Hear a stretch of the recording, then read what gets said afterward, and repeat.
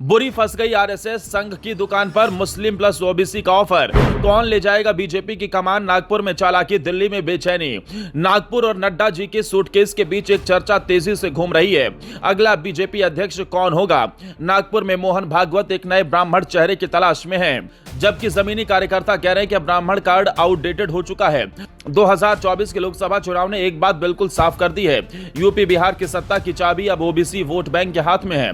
Party की असल चालाकी यही है कि नाम भारतीय जनता पार्टी है, लेकिन जनता कौन सी चाहिए ये हर चुनाव में बदल जाता है। पहले बनिया ब्राह्मण कॉम्बो से काम चलता था, अब बिना ओबीसी सपोर्ट के सत्ता में वापसी लगभग नामुमकिन है।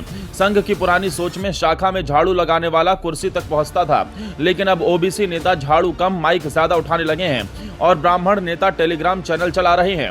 संघ चाहता है कि ब्राह्मण चेहरा हो जो संस्कृति की बात करे, लेकिन बीजेपी का डेटा विश्लेषक साफ कह रहा है कि देश का 60% वोट बैंक ओबीसी है। अगर अब भी ब्राह्मण लाए तो राहुल अखिलेश का सोशल जस्टिस गठजोड़ भारी पड़ सकता है।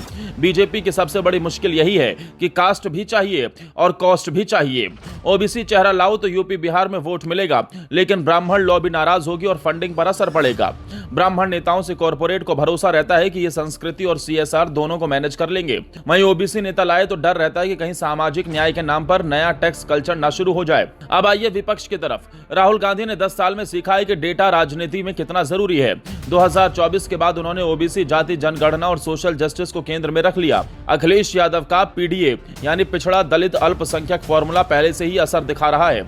जातीय जनगणना का मुद्दा अब सिर्फ एक मांग नहीं, आंदोलन बन चुका है। बीजेपी को भी एहसास हो गया है कि अगर जल्द कास्ट इक्वेशन को नहीं साधा गया तो 2029 तक सत्ता हाथ से जा सकती है। पार्टी के अंदर भी खेमेबंदी हो गई है। एक खेमा कह रहा है ब्राह्मण चेहरा लाओ, हिंदू एकता मजबूत होगी। दूसरा खेमा जोर दे रहा है कि ओबीसी चेहरा चाहिए, नहीं तो अगले चुनाव में पीएमओ की चाबी निकल जाएगी।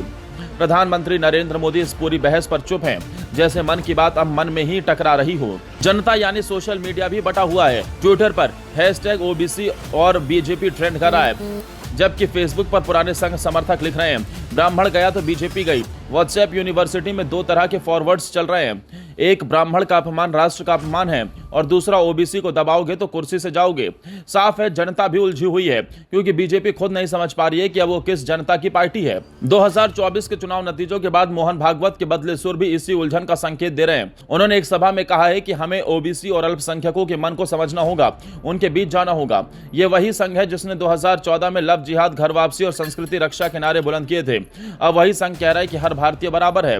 ये हृदय परिवर्तन है या चुनावी गणित का नया फॉर्मूला? ये सवाल सबके मन में है। जातीय जनगणना अब केवल सामाजिक मांग नहीं रही, बल्कि राजनीतिक अस्त्र बन चुकी है। राहुल गांधी की भारत जोड़ो यात्रा अब ओबीसी जोड़ो आंदोलन में बदल गई है। अखिलेश यादव सोशल इंजीनियरिंग की हाई स्पीड ट्रेन चला रहे हैं। आरएसएस ये सब देख रहा है और उसे समझ में आ रहा है कि अगर ओबीसी को दरकिनार किया तो पार्टी के साथ पूरी विचारधारा भी हाशिए पर चली जाएगी। बीजेपी ने अब 2 चेहरे तैयार किए हैं, एक ब्राह्मण चेहरा जो नागपुर से अप्रूव्ड है और दूसरा ओबीसी चेहरा जो चुनाव जिताऊ और सोशल इंजीनियरिंग का मास्टर है। अब टेस्टिंग चल रही है, लेकिन मोहन भागवत ने अब एक नया वेरिएबल जोड़ दिया है, अल्पसंख्यक भागीदारी। ये सुनकर पुराने संघीय नेताओं में घबराहट फैल गई है। उन्हें डर है कि अगर ओबीसी और मुस्लिम दोनों आ गए तो संघ की ब्राह्मण आत्मा कमजोर पड़ जाएगी।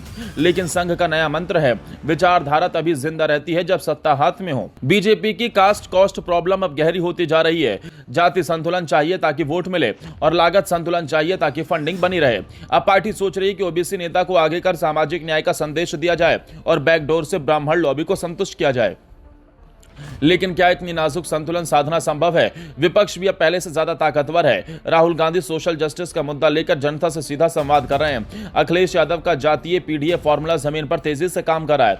अगर बीजेपी ने अब भी बदलाव नहीं किया तो इतिहास खुद को दोहरा सकता है। मोहन भागवत के भाषणों से साफ है कि संघ भी अब बदलाव के रास्ते पर है। ओबीसी और अल्पसंख्यकों को जोड़ने की कोशिश हो रही है। ये कोई सॉफ्टवेयर अपडेट नहीं है, बल्कि हार्डवेयर रीसेट है। संघ को अब एहसास हो गया है कि भारत की राजनीति में जो जाति को समझेगा वही आगे बढ़ेगा।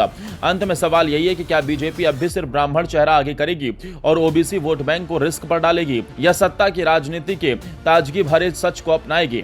कहानी का सार यही है कि अगर बीजेपी अब भी सोचती रहे कि ब्राह्मण चेहरा ही पवित्र विकल्प है तो ओबीसी वोट बैंक चुपचाप राहुल अखिलेश के पास चला जाएगा।